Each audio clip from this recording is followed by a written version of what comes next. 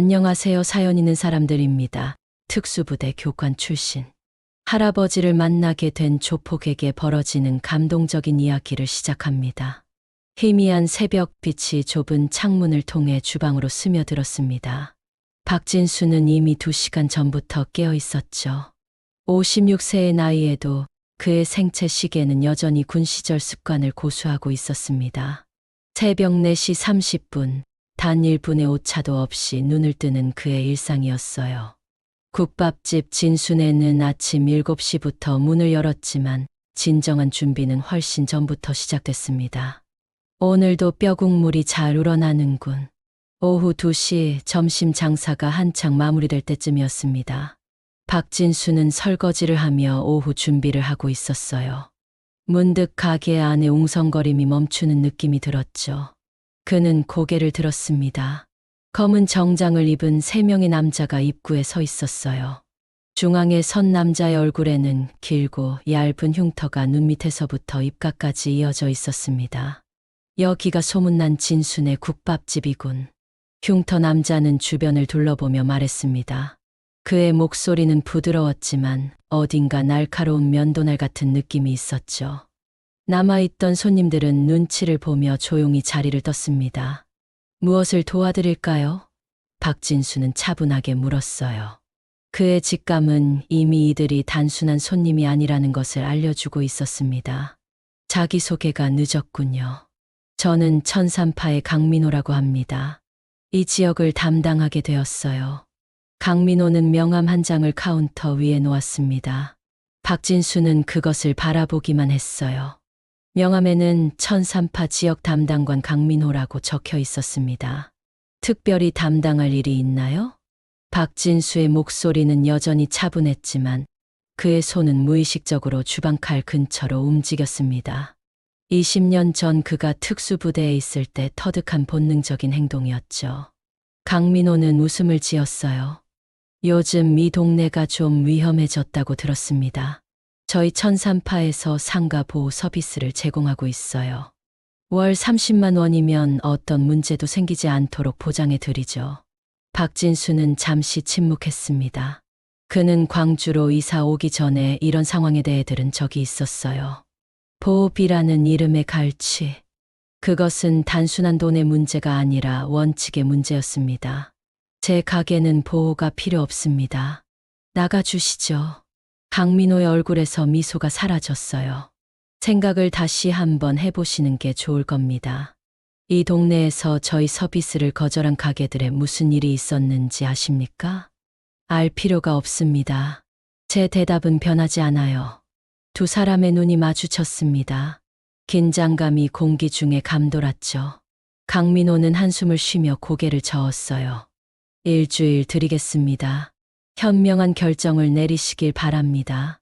그들이 떠난 후 박진수는 깊은 숨을 내쉬었습니다. 그는 오랫동안 이런 긴장감을 느끼지 않았어요. 특수부대 시절 생사의 갈림길에서도 그는 항상 침착함을 유지했었죠. 하지만 지금은 달랐습니다. 이곳은 그의 삶의 터전이었어요.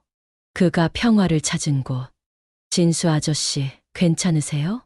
이진아가 걱정스러운 표정으로 들어왔습니다. 그녀는 창문 너머로 모든 상황을 지켜보고 있었어요. 괜찮아. 걱정하지 마. 그들이 천산파 사람들이에요. 위험한 조직이라고 들었어요. 다른 가게들도 모두 보호비를 내고 있죠. 박진수는 고개를 저었습니다. 원칙 없이 살아온 적이 없어.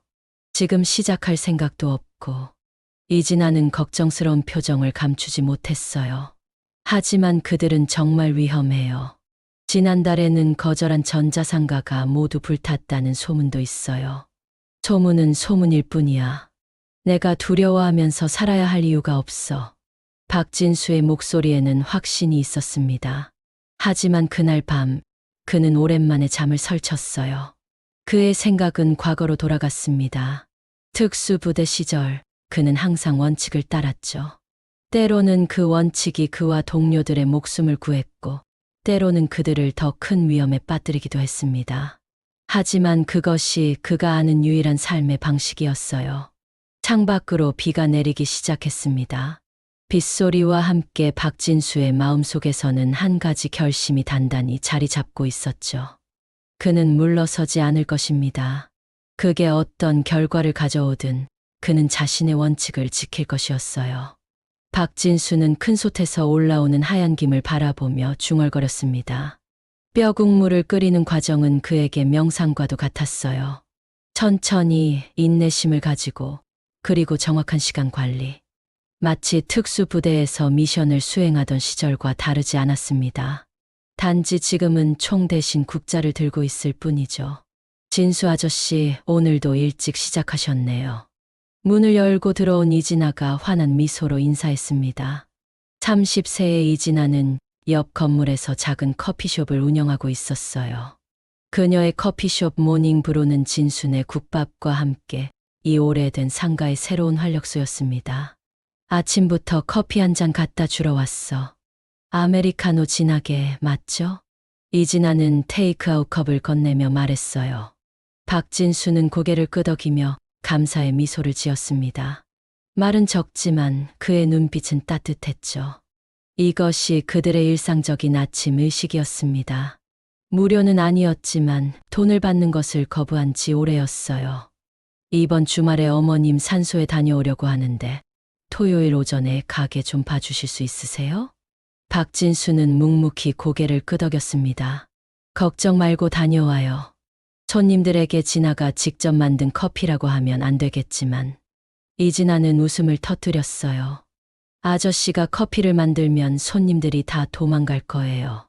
그들의 웃음소리가 아직 고요한 가게 안을 채웠습니다. 이런 소소한 행복이 박진수의 하루를 시작하게 했죠. 특수부대에서의 긴장감 넘치는 나날들과는 달리 지금의 삶은 고요했습니다.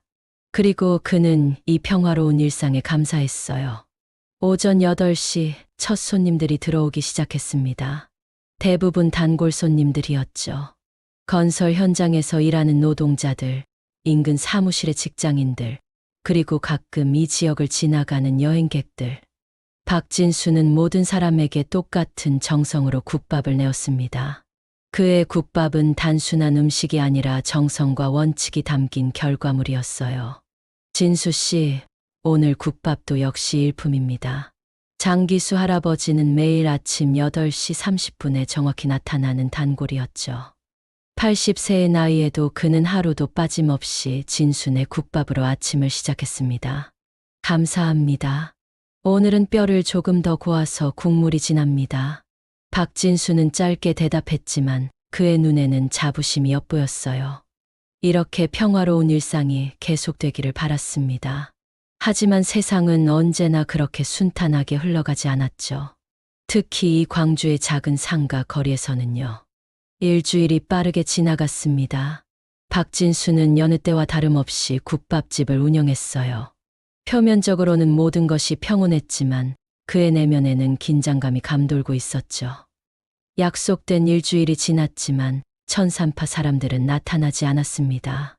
이 침묵이 더 불안하게 느껴졌어요. 아직 아무 일도 없었어요? 이진아가 아침 커피를 들고 오며 물었습니다. 그녀의 눈에는 걱정이 가득했죠. 없었어. 어쩌면 그들도 내가 쉽게 물러서지 않을 것을 알았는지도 모르지. 박진수는 담담하게 대답했습니다. 그러나 그 역시 이 상황이 그렇게 쉽게 끝나지 않을 것이라는 걸 알고 있었어요. 특수부대에서의 경험은 그에게 위험을 감지하는 특별한 감각을 길러주었습니다. 그리고 지금 그 감각은 경고음을 울리고 있었죠. 저기, 다른 얘기지만 오늘 저녁에 시간 있으세요? 상인회에서 모임이 있어요. 최근 이 지역의 안전 문제에 대해 논의하는 자리입니다. 이진아의 제안에 박진수는 잠시 생각에 잠겼어요. 그는 원래 단체 모임을 좋아하지 않았습니다. 조용히 자신의 일에만 집중하는 것이 그의 스타일이었죠. 하지만 지금은 상황이 달랐습니다. 몇 시에 모이지? 8시요. 옛날 문구점 자리에 있는 커뮤니티 센터에서요. 그날 저녁 박진수는 가게 문을 평소보다 일찍 닫았습니다. 마감 준비를 마치고 커뮤니티 센터로 향하는 길, 그는 주변을 살피며 걸었어요. 특별한 이상은 없었지만 그의 직감은 계속해서 경계심을 늦추지 말라고 경고하고 있었습니다. 커뮤니티 센터에는 이미 여러 상인들이 모여 있었어요. 20여 명 정도가 모여 있었고 대부분은 박진수와 마찬가지로 이 지역에서 작은 가게를 운영하는 사람들이었습니다. 분위기는 무거웠죠. 자, 모두 오셨으니 시작하겠습니다. 상인회장인 김철수가 모임을 시작했어요. 그는 50대 중반의 안경점 주인으로 이 지역에서 가장 오래된 상점 중 하나를 운영하고 있었습니다. 최근 우리 지역에 천산파라는 조직이 들어와 보호비를 요구하고 있다는 사실 모두 알고 계시죠? 이미 대부분의 가게가 그들의 요구에 응하고 있습니다. 김철수의 말에 상인들은 서로 불안한 시선을 교환했어요. 박진수는 조용히 뒤에서 상황을 지켜보고 있었습니다. 하지만 이렇게 계속 당하고만 있을 수는 없습니다. 경찰에 신고해도 증거가 없다며 제대로 대응해주지 않아요. 그래서 오늘 여러분의 의견을 듣고 싶습니다. 침묵이 흘렀습니다. 누구도 먼저 나서려 하지 않았어요. 그때 한 목소리가 들렸습니다. 저는 거절했습니다. 모든 시선이 박진수에게 향했습니다. 그는 천천히 앞으로 나왔어요. 제 가게에도 천산파가 찾아왔지만 거절했어요. 아직까지는 아무 일도 없었습니다. 당신이 그 유명한 국밥집 주인이군요. 김철수가 말했습니다. 하지만 그들은 반드시 보복할 겁니다. 그게 그들의 방식이니까요. 그럼 우리가 대비해야죠. 함께 대응한다면 그들도 쉽게 손을 쓰지 못할 겁니다. 박진수의 말에 몇몇 상인들이 고개를 끄덕였어요. 하지만 대부분은 여전히 두려움에 차 있었습니다. 쉽게 말할 수 있겠지만 실제로 그들과 맞서는 건 위험합니다. 당신은 잘 모르시겠지만 천산파는 이 지역에서 상당한 세력을 가지고 있어요. 한 상인이 말했습니다. 박진수는 그를 바라보았어요. 제가 모르는 것 같습니까? 저는 특수부대에서 20년 넘게 복무했습니다. 위험이 무엇인지 두려움이 무엇인지 잘 알아요. 하지만 그 두려움에 굴복한다면 우리는 영원히 그들의 노예가 될 뿐입니다. 방 안에 다시 침묵이 감돌았습니다. 박진수의 과거에 대한 언급은 많은 사람들에게 충격을 주었어요. 그들 중 누구도 이 조용한 국밥집 주인이 그런 배경을 가지고 있으리라고는 상상하지 못했습니다. 그럼 어떻게 대응해야 한다고 생각하십니까? 김철수가 조심스럽게 물었어요. 박진수는 깊은 숨을 내쉬었습니다. 일단 서로를 지켜야 합니다. 누구든 위험에 처하면 즉시 연락할 수 있는 체계를 만들어야 해요. 그리고 증거를 수집해야 합니다. 그들의 협박, 폭력 행위, 모든 것을 기록하고 증거로 남겨야 경찰이 움직일 수 있습니다. 모임이 끝난 후 박진수는 집으로 돌아가는 길에 뒤를 살폈습니다. 아무도 따라오지 않는 것 같았지만 그는 경계를 늦추지 않았어요. 오늘 그가 한 말은 분명 천산파의 귀에 들어갈 것입니다. 이제 그들의 다음 행동을 기다리는 일만 남았죠. 다음 날 새벽 박진수는 평소와 같이 가게를 열기 위해 일찍 도착했습니다. 아직 어두운 거리를 걸으며 그는 주변의 작은 변화도 놓치지 않으려 눈을 크게 뜨고 있었어요. 가게에 도착한 그는 즉시 무언가 이상함을 느꼈습니다. 문 앞에 누군가 서 있었기 때문이죠. 오랜만이군, 진수야. 낯익은 목소리에 박진수는 경계를 늦추었습니다. 김현수였어요. 그의 오랜 전우이자 특수부대 시절 함께 수많은 임무를 수행했던 동료였습니다. 마지막으로 만난 것이 3년 전이었으니 갑작스러운 방문이었죠. 이 시간에 웬일이야? 너를 만나려면 이 시간밖에 없다는 걸 알지. 여전히 새벽 4시 30분에 일어나는 모양이군. 두 사람은 가게 안으로 들어가 앉았습니다. 김현수는 59세로 박진수보다 3살 많았지만 여전히 건강해 보였어요. 그는 특수부대를 제대한 후보한 컨설팅 회사를 차렸고 지금은 꽤 성공적으로 사업을 운영하고 있었습니다. 사실 내 소식을 들었어. 천산파와 문제가 있다면서? 박진수는 놀랐습니다. 어떻게 알았지? 내 회사가 이 지역 대형 쇼핑몰의 보안을 담당하고 있어. 지역 정보는 항상 귀를 열어두고 있지. 김연수는 커피를 한 모금 마시며 말했어요. 천산파는 작은 조직이 아니야. 최근 광주 전역으로 세력을 확장하고 있어. 특히 이경수라는 보스가 직접 나서서 지휘하고 있다고 해. 이경수? 그래, 48세의 전직 깡패. 똑똑하고 무자비하다고 알려져 있어. 그는 단순한 폭력배가 아니라 사업가처럼 움직여. 보호비는 그의 사업 모델 중 하나일 뿐이지. 박진수는 깊은 생각에 잠겼습니다. 상황이 생각보다 복잡해 보였어요. 내가 어제 상인회 모임에서 한 발언도 들었어. 벌써 소문이 돌고 있더군. 국밥집 주인이 특수부대 출신이라고. 그냥 과거일 뿐이야. 과거가 아니야, 진수야. 그건 내 일부야. 내가 아무리 숨기려 해도 그건 여전히 내 안에 있어. 김연수의 말에 박진수는 대답하지 않았습니다. 그는 오랫동안 특수부대에서의 경험과 기억을 마음 깊숙이 묻어두려 했어요. 평범한 국밥집 주인으로 살고 싶었을 뿐이었죠. 내가 도울 수 있어. 내 회사의 자원을 이용해서 천산파에 대한 정보를 모을 수 있고 필요하다면 실질적인 도움도 줄 수 있어. 박진수는 고개를 저었습니다.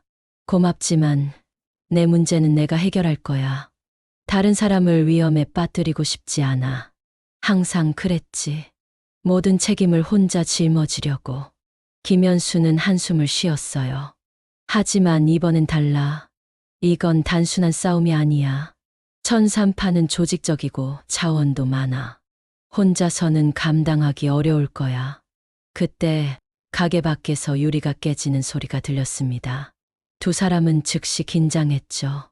박진수가 먼저 밖으로 뛰쳐나갔어요. 바로 옆 건물 이진아의 커피숍 앞이었습니다. 창문이 완전히 부서져 있었고 검은 옷을 입은 두 남자가 오토바이를 타고 빠르게 사라지고 있었어요. 진아. 박진수는 커피숍으로 뛰어갔습니다. 이진아는 충격받은 표정으로 부서진 창문 앞에 서 있었어요. 다행히 다친 곳은 없어 보였지만 그녀의 얼굴은 창백했습니다. 괜찮아요? 다친 데는 없어요? 네, 괜찮아요. 그냥 갑자기 돌을 던지고 갔어요. 이진아의 목소리는 떨렸어요. 상인회 모임에 참석했다고 경고하는 거래요. 다음에는 돌이 아닐 거라고. 박진수의 눈이 어두워졌습니다. 그의 내면에서 오랫동안 억눌러온 무언가가 솟아오르기 시작했어요. 특수부대 시절의 그 냉정하고 단호한 자아가 깨어나고 있었습니다. 이제 협상은 없어. 김연수는 그의 어깨에 손을 얹었어요. 진수야, 냉정해야 해. 감정적으로 대응하면 더 큰 위험을 자초할 뿐이야. 냉정해. 박진수의 목소리는 차가웠습니다. 매우 냉정하게 대응할 거야. 그들이 선을 넘었어. 이제 내 방식대로 할 차례야. 경찰이 도착했을 때 박진수는 이미 결심을 굳혔습니다. 경찰은 평소와 같이 증거 부족을 이유로 적극적인 수사를 약속하지 않았어요. 목격자도 없고 방범 카메라도 없었기 때문이었죠. 박진수는 경찰의 태도에 실망했지만 놀라지는 않았습니다. 그는 이제 다른 방법을 찾아야 한다는 것을 알았어요. 내일부터 감시 카메라를 설치하겠어. 그날 저녁 박진수는 가게를 일찍 닫고 준비를 시작했습니다. 특수부대 시절 배웠던 기술들이 하나씩 되살아났어요. 가게 구석구석에 작은 감시 카메라를 설치하고 창문과 문에는 감지 센서를 달았습니다. 김연수가 보안 장비를 제공해 주었죠. 비록 박진수는 그의 직접적인 개입을 원하지 않았지만 장비만큼은 감사히 받아들였어요. 이걸로 충분할까? 이진아가 걱정스럽게 물었습니다. 그녀의 커피숍에도 똑같은 보안 시스템을 설치하고 있었죠. 완벽한 보안은 없어. 하지만 이걸로 증거는 확보할 수 있을 거야. 박진수는 담담하게 대답했습니다. 그의 손은 빠르고 정확하게 장비를 설치하고 있었어요. 20년 전 폭발물을 해체하던 그 손과 다름없이 능숙했죠. 아저씨, 정말 괜찮으세요? 이렇게까지 할 필요가 있을까요? 다른 가게들처럼 그냥 보호비를 내는 건. 그건 보호비가 아니야, 진아. 그건 갈취야. 박진수의 목소리에는 단호함이 묻어났습니다. 그는 잠시 작업을 멈추고 이진아를 바라보았어요. 내가 특수부대에 있을 때 많은 나라를 다녔어. 분쟁 지역에서 평화를 지키는 일을 했지. 그곳에서 보았어. 악에 굴복하면 어떻게 되는지. 처음에는 작은 것에 굴복하지만 결국에는 모든 것을 빼앗기게 돼. 이진아는 말없이 고개를 끄덕였습니다. 그녀의 눈에는 두려움과 함께 결연한 의지가 깃들어 있었어요. 함께 할게요. 제가 할 수 있는 일이 있다면 뭐든지 말해주세요. 박진수는 미소 지었습니다. 오랜만에 짓는 진심 어린 미소였어요. 고마워, 진아. 하지만 위험한 일에는 너를 끌어들이고 싶지 않아. 이미 끌어들여졌어요. 제 창문이 깨진 거 잊으셨나요? 그녀의 말에 박진수는 더 이상 반박할 수 없었습니다. 그들은 밤늦게까지 가게와 커피숍의 보안을 강화했어요. 창문은 강화 유리로 교체했고 문은 이중 잠금 장치를 설치했습니다. 마치 요새를 만드는 것 같았죠. 다음 날 아침 상인회의 다른 회원들이 하나둘 찾아왔습니다. 이진아의 커피숍 사건이 소문이 난 것이었어요. 그들 중 일부는 여전히 두려워했지만 몇몇은 결연한 의지를 보였습니다. 저도 감시 카메라를 설치하고 싶습니다.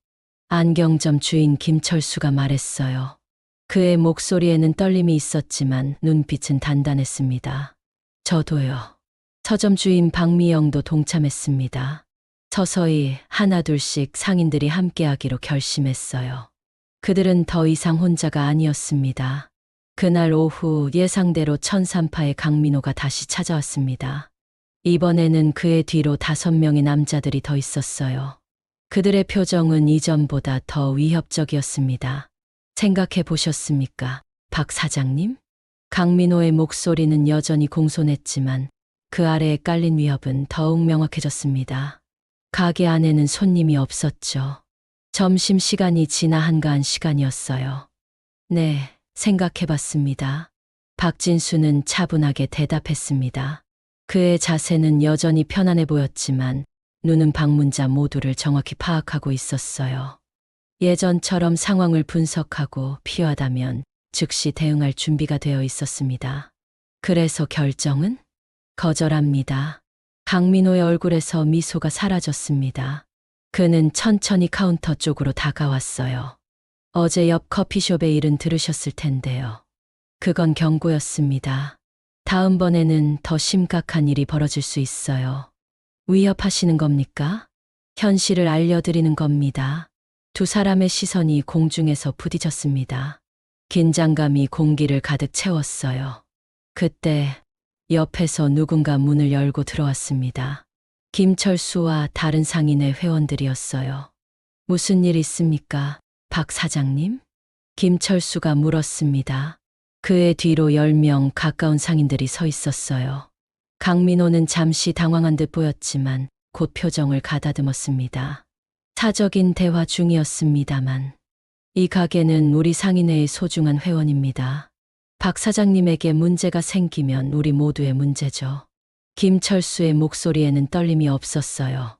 강민호는 잠시 침묵하다가 천천히 뒤로 물러났습니다. 알겠습니다. 오늘은 이만 가보겠습니다. 하지만 이 일은 아직 끝나지 않았어요. 강민호와 그의 부하들이 가게를 나서자 상인들 사이에서 안도의 한숨이 새어나왔습니다. 하지만 박진수는 알고 있었어요. 이것은 시작에 불과했습니다. 진짜 시험은 이제부터였죠. 모두 고맙습니다. 박진수는 상인들에게 진심으로 감사를 표했습니다. 그들의 용기는 예상을 뛰어넘는 것이었어요. 우리가 함께하면 그들도 함부로 행동하지 못할 겁니다.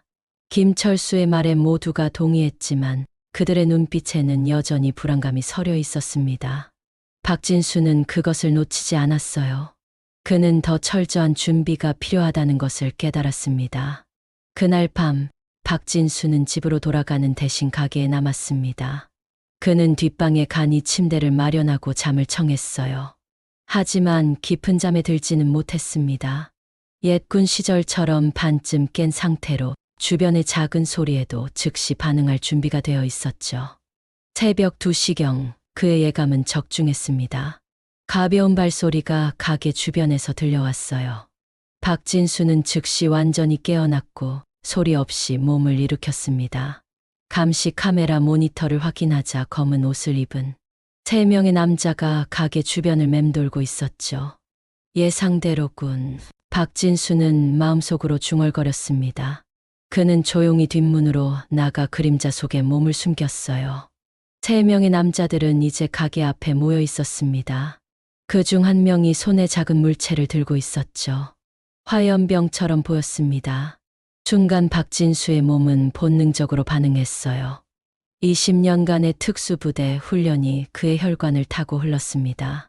그는 빠르게 그림자 속에서 나와 3 남자에게 접근했죠. 멈추시오. 그의 낮고 단호한 목소리에 3 남자는 놀라 뒤를 돌아보았습니다. 그들은 즉시 공격 태세를 취했어요. 하지만 박진수는 이미 움직이고 있었습니다. 첫 번째 남자는 주먹을 휘둘렀지만 박진수는 쉽게 몸을 틀어 피했죠. 그리고 정확한 반격으로 남자의 복부를 가격했습니다. 두 번째 남자는 주머니에서 칼을 꺼내 들었어요. 날이 달빛에 반짝였습니다. 위험한 장난은 그만두시오. 박진수의 목소리는 여전히 차분했습니다. 그는 칼을 든 남자를 주시하며 천천히 거리를 좁혔어요.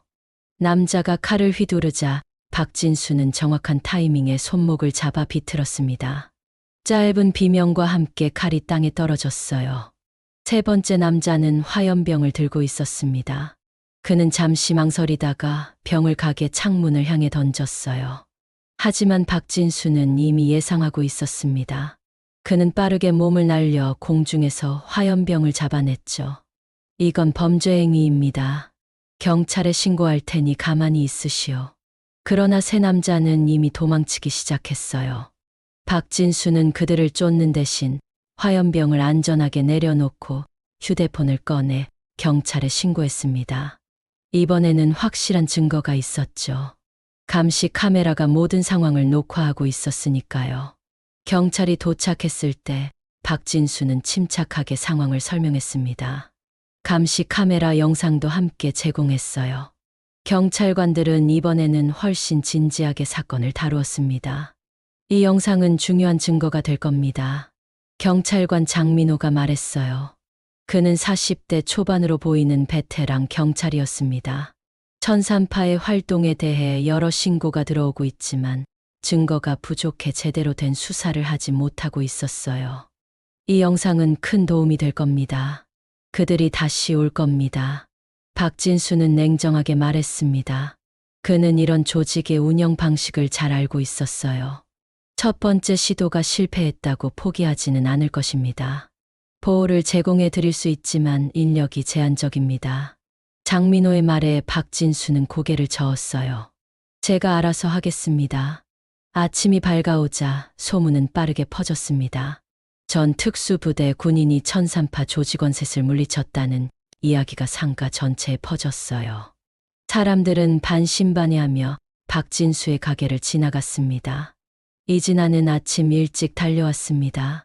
그녀의 얼굴에는 걱정과 안도가 뒤섞여 있었어요. 괜찮으세요? 다치신 데는 없어요? 괜찮아. 걱정하지 마.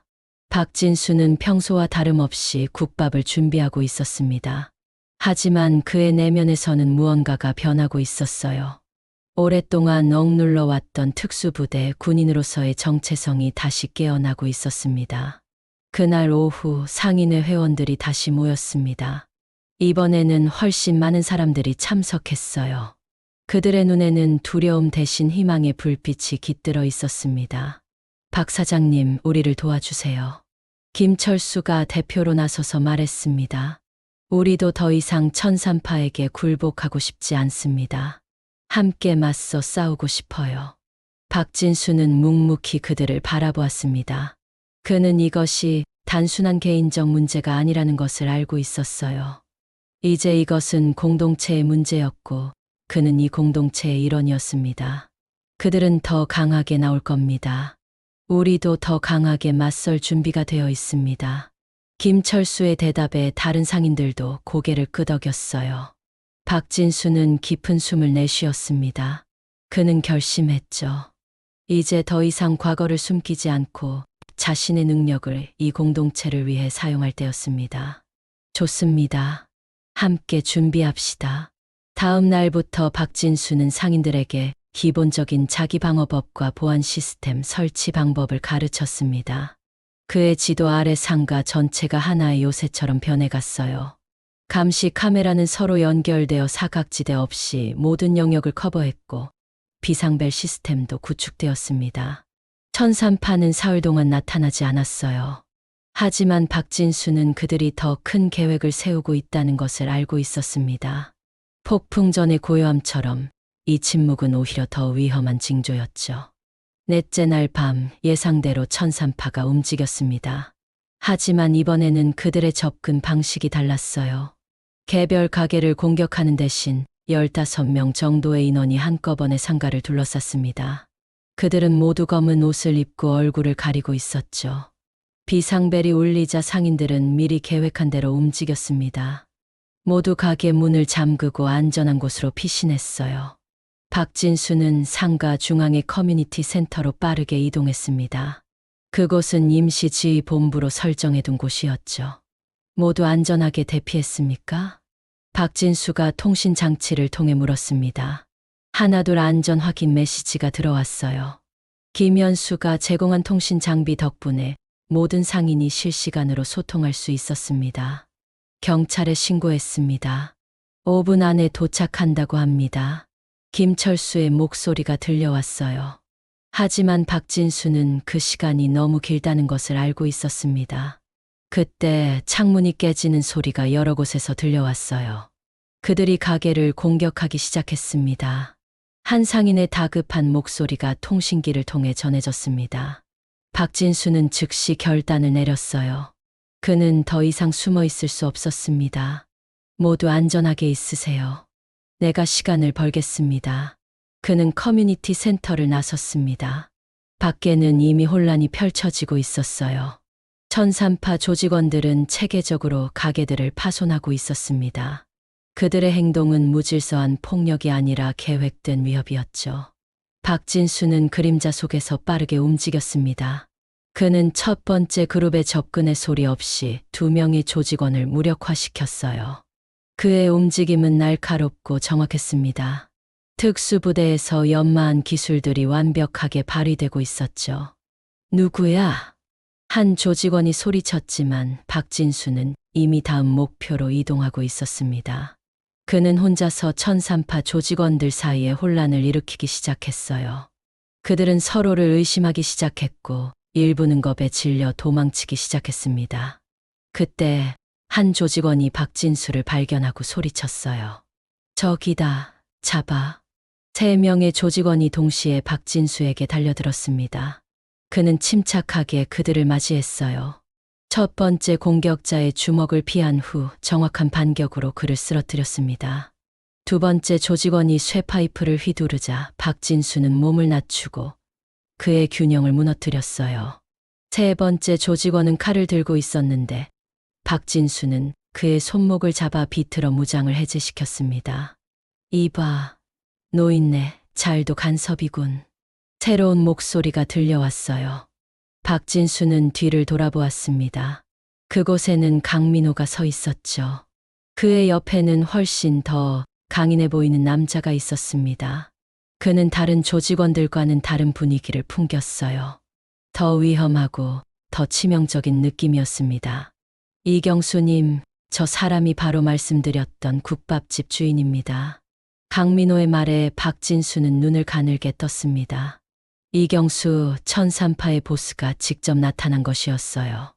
그래서 내 계획을 방해하는 사람이 당신이군. 이경수의 목소리는 낮고 차분했지만 그 아래에는 분노가 도사리고 있었습니다. 그는 천천히 박진수에게 다가왔어요. 더 이상 방해하지 마시오. 여기는 이제 우리 구역이요. 당신 같은 늙은이가 끼어들 자리가 아니야. 박진수는 묵묵히 그를 마주 보았습니다. 그의 자세는 여전히 편안해 보였지만 내면은 팽팽하게 긴장되어 있었어요. 이곳은 당신의 구역이 아닙니다. 이곳은 정직하게 일하는 사람들의 삶의 터전이에요. 당신 같은 자들에게 빼앗길 수 없습니다. 이경수는 차갑게 웃었습니다. 말이 많군. 내가 직접 상대해야겠어. 그는 갑자기 박진수를 향해 날카로운 발차기를 날렸어요. 그의 공격은 평범한 깡패의 것이 아니었습니다. 훈련된 격투 기술이 엿보였죠. 박진수는 간신히 공격을 피했습니다. 그는 이경수가 단순한 폭력배가 아니라는 것을 즉시 깨달았어요. 두 사람은 서로를 주시하며 원을 그리듯 움직였습니다. 긴장감이 공기 중에 감돌았죠. 이경수가 다시 공격해왔습니다. 이번에는 연속된 펀치와 킥의 조합이었어요. 박진수는 대부분을 방어했지만 몇 개의 공격이 그의 방어를 뚫고 들어왔습니다. 그는 56세의 나이가 무겁게 느껴졌어요. 반면 이경수는 48세로 여전히 전성기의 체력을 유지하고 있었습니다. 하지만 박진수에게는 경험이 있었습니다. 그는 이경수의 패턴을 빠르게 파악했고 그의 약점을 찾아내기 시작했어요. 세 번째 교환에서 박진수는 기회를 포착했습니다.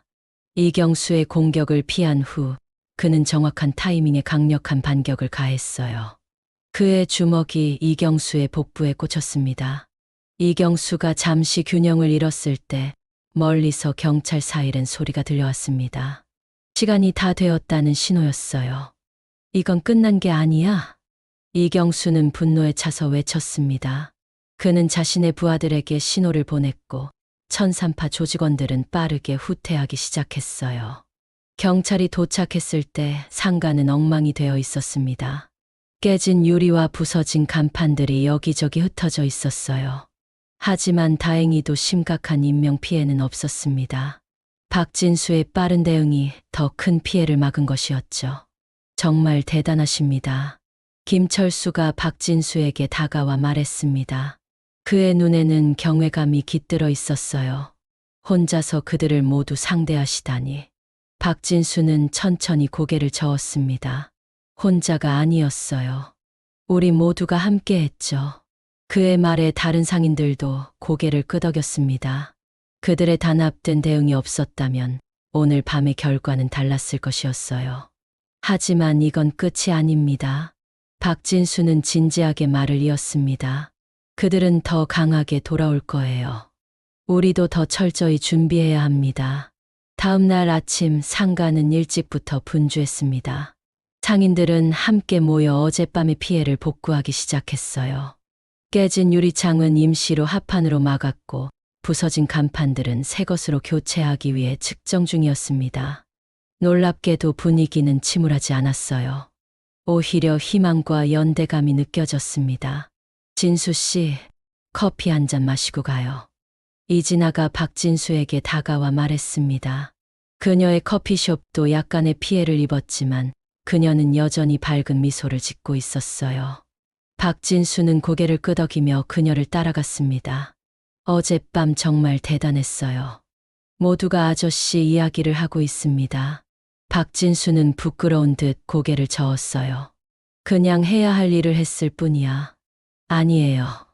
아저씨가 없었다면 우리 모두 용기를 내지 못했을 거예요. 그때 김철수가 다급히 커피숍으로 들어왔습니다. 그의 표정이 심각했어요. 경찰서에서 연락이 왔습니다.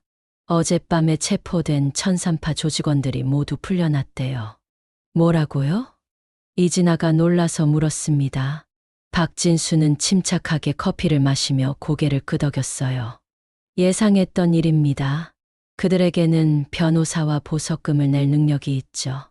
그럼 이제 어떻게 해야 하나요? 그들이 더 심한 보복을 할 것 같아요. 김철수의 목소리에는 두려움이 묻어났습니다.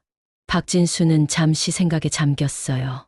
그는 이제 단순히 자신의 가게만 지키는 것이 아니라 이 상가 전체의 안전을 책임져야 한다는 것을 알고 있었습니다. 증거를 더 모아야 합니다. 어젯밤 공격의 모든 영상을 수집하고 이경수와 그의 조직에 대한 정보를 더 확보해야 해요. 그 순간 커피숍 밖에서 고급 검은색 세단이 한 대 멈추었습니다. 차에서 내린 사람은 다름 아닌 이경수였어요. 이번에는 그와 함께 2명의 정장 입은 남자만 있었습니다. 보디가드처럼 보였죠. 그가 여기 왔어요. 이진아가 창문을 통해 밖을 보며 놀란 목소리로 말했습니다. 박진수는 천천히 일어나 이경수를 맞이할 준비를 했어요. 걱정 마세요. 대화를 시도하는 것 같습니다. 이경수는 커피숍으로 들어왔습니다. 그의 얼굴에는 어젯밤의 분노 대신 차분한 미소가 있었어요. 마치 사업 미팅에 온 것처럼 보였습니다. 박진수 씨와 단둘이 이야기하고 싶습니다. 그의 말에 이진아와 김철수는 불안한 표정으로 박진수를 바라보았어요. 박진수는 고개를 끄덕였습니다. 괜찮아요. 나가서 기다려 주세요. 두 사람이 나간 후 이경수는 박진수 맞은편에 앉았습니다. 그의 보디가드들은 커피숍 밖에서 기다렸어요. 어젯밤 일은 유감입니다. 이경수가 먼저 입을 열었습니다. 그의 목소리는 부드러웠지만 눈빛은 여전히 날카로웠어요. 당신이 단순한 국밥집 주인이 아니라는 걸 알았어야 했죠. 특수부대 출신이라고요? 인상적입니다. 박진수는 묵묵히 이경수를 바라보았습니다. 그는 이 대화의 진짜 목적을 알아내려 했어요. 무슨 일로 오셨습니까? 직접적으로 가시죠. 좋습니다. 이경수는 미소를 지었어요. 저는 사업가입니다. 이 지역은 제가 투자하고 싶은 곳이죠. 당신과 다른 상인들이 방해만 하지 않는다면 우리 모두에게 유익한 제안을 할 수 있습니다. 어떤 제안인가요? 이 낡은 상가를 재개발하는 겁니다. 모든 상점 주인들에게 적절한 보상을 제공할 테고 새로운 건물이 완성되면 우선적으로 입점할 권리도 드리죠. 훨씬 더 현대적이고 수익성 높은 상권이 될 겁니다. 박진수는 그제서야 이경수의 진짜 목적을 이해했습니다. 보호비는 단지 시작이었어요. 그의 최종 목표는 이 상가 전체를 손에 넣는 것이었습니다. 그래서 보호비를 요구하고 우리를 위협한 겁니까? 땅값을 낮추기 위해서? 이경수는 어깨를 으쓱했어요. 비즈니스의 일부입니다. 하지만 이제 당신과는 다른 방식으로 협상하려고 해요. 상인회의 리더인 당신이 동의한다면 다른 사람들도 따를 테니까요. 저는 리더가 아닙니다. 겸손하실 필요 없습니다. 모두가 당신을 따르고 있어요. 특히 어젯밤 이후로는요. 이경수는 서류 한 장을 테이블 위에 밀어놓았습니다. 그것은 계약서처럼 보였어요. 당신의 국밥집에 특별 대우를 해드리겠습니다. 새 건물의 가장 좋은 위치에 2배 크기의 공간을 제공하죠. 또한 현금으로 5억 원을 보상금으로 드리겠습니다. 박진수는 서류를 바라보았지만 손을 대지는 않았습니다. 그는 천천히 고개를 들어 이경수를 바라보았어요. 당신은 내가 이 땅에 얼마나 애착을 가지고 있는지 모르는군요. 돈이 부족합니까? 금액을 조정할 수 있습니다. 돈의 문제가 아닙니다. 박진수는 천천히 일어섰습니다. 그의 눈에는 단호함이 깃들어 있었어요. 이 가게들은 단순한 건물이 아닙니다. 이곳은 사람들의 꿈과 노력, 그리고 추억이 담긴 공간이에요. 당신 같은 사람이 돈으로 살 수 있는 것이 아닙니다. 이경수의 표정이 굳어졌습니다. 그는 잠시 침묵하다가 천천히 일어났어요. 마지막 기회입니다, 박진수 씨. 현명한 선택을 하셨으면 합니다. 제 선택은 이미 했습니다. 우리는 이 자리를 지킬 것이고 당신과 같은 자들에게 굴복하지 않을 겁니다. 두 사람의 시선이 공중에서 팽팽하게 맞부딪혔습니다. 이경수는 마지막으로 한숨을 내쉬며 말했어요. 안타깝군요. 법적인 방법으로 진행하겠습니다. 결국 당신들은 이길 수 없을 겁니다. 그가 떠난 후 이진아와 김철수가 다시 들어왔습니다. 그들의 얼굴에는 걱정이 가득했어요. 무슨 일이었나요? 박진수는 이경수의 진짜 계획을 설명했습니다. 재개발이라는 이름으로 이 상가 전체를 차지하려는 그의 의도를 모두에게 알렸어요. 상인들은 충격을 받았지만 동시에 더욱 단단히 뭉치게 되었습니다. 그날 저녁 박진수는 김현수에게 연락했습니다. 그는 이제 도움이 필요하다는 것을 인정했어요. 이경수에 대한 정보를 모두 모아줘. 그리고 법적 조언도 필요해. 김현수는 즉시 응했습니다. 알았어. 내 모든 자원을 동원할게. 일주일 후 놀라운 소식이 들려왔습니다. 이경수가 체포되었다는 소식이었어요. 김연수가 제공한 정보와 상인들이 모은 증거들, 그리고 경찰의 협력으로 이경수의 불법 활동에 대한 충분한 증거가 확보된 것이었습니다. 천삼파는 지도자를 잃고 급속히 약화되었어요. 보호비 요구는 중단되었고 상가는 다시 평화를 찾았습니다. 한 달 후 상인회는 박진수의 국밥집에서 작은 축하 모임을 열었습니다. 모두가 그에게 감사를 표했지만 박진수는 여전히 겸손했어요. 모두의 용기와 단합이 있었기에 가능했습니다. 저 혼자 했던 일이 아니에요. 이진아는 잔을 들어 건배를 제안했습니다. 우리 모두와 우리의 영웅 박진수 아저씨를 위해. 박진수는 부끄러움에 고개를 숙였지만 그의 얼굴에는 미소가 번졌어요. 그는 마침내 진정한 평화를 찾은 것 같았습니다. 과거의 경험을 숨기는 대신 그것을 이용해 새로운 공동체를 지킬 수 있었죠. 다음 날 아침 박진수는 여느 때와 같이 새벽 4시 30분에 일어났습니다. 국밥을 준비하고 손님을 맞이할 준비를 했어요. 하지만 이제 그의 가게는 단순한 식당이 아니었습니다. 그것은 공동체의 중심이 되었고 그는 이 작은 세계의 수호자가 되었죠. 오늘도 뼈국물이 잘 우러나는군. 그는 여전히 매일 아침 같은 말을 중얼거렸지만 이제 그 말에는 더 깊은 의미가 담겨 있었습니다. 그것은 단순한 국밥이 아니라 그가 지켜낸 평화의 상징이었어요. 그리고 그 평화는 달콤했습니다.